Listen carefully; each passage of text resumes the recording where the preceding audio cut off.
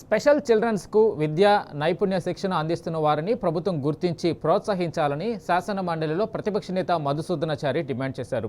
విద్యార్థులకు నాణ్యమైన విద్యతో పాటు వృత్తి నైపుణ్య శిక్షణ, ఉపాధి అవకాశాలు కల్పించేందుకు మరింత సహకారం అందజేయాలన్నారు.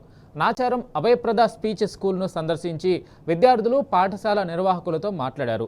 ఆయా సంస్థలకు ప్రభుత్వం అన్ని విధాలా ఆదుకోవాల్సిన అవసరం ఉందన్నారు మధుసూదనాచారి.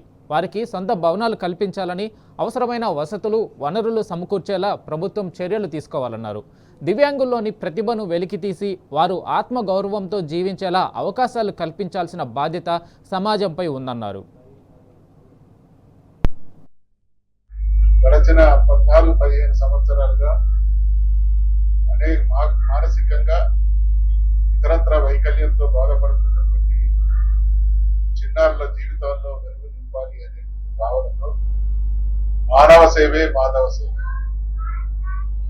అనేటువంటి స్ఫూర్తికి నిదర్శనంగా ఈ రోజున్నటువంటి పోటీ ప్రపంచంలో ప్రతి మనిషి డబ్బు సంపాదించడం, స్వార్థానికి విశృంఖలత్వాన్ని కల్పించుకున్నటువంటి పరిస్థితుల్లో దానికి భిన్నంగా సభ్య సమాజంలో అనేక రకాలైనటువంటి రుగ్మతలతో ఉన్నటువంటి ఈ చిన్నారులను చేరదీయాలి, వాళ్ళ జీవితాల్లో వెలుగు నింపాలి, వాళ్ళు కూడా ప్రయోజకులుగా తయారు కావాలి.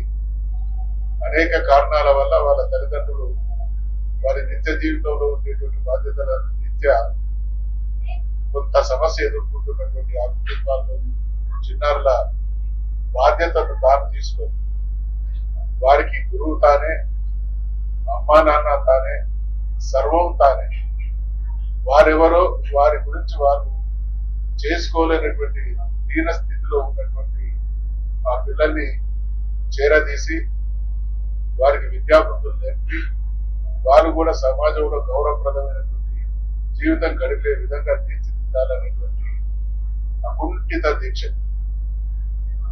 ఇది మరో రకంగా మనందరం మదర్ తెరెసా గారిని ఆదర్శంగా తీసుకుంటాం. ఆ తల్లి గురించి తెలుసు. అటువంటి మదర్ తెరెసా పరంపరకు చెందినటువంటి ఆడబిడ్డే కాబట్టి సమాజంలో ఉన్నటువంటి అన్ని బాగున్నా, అన్ని సౌకర్యాలున్నా, నలుగురికి సహకరించేటువంటి స్థితిలో ఉన్న మనం ఏ రోజు కూడా పక్కవారికి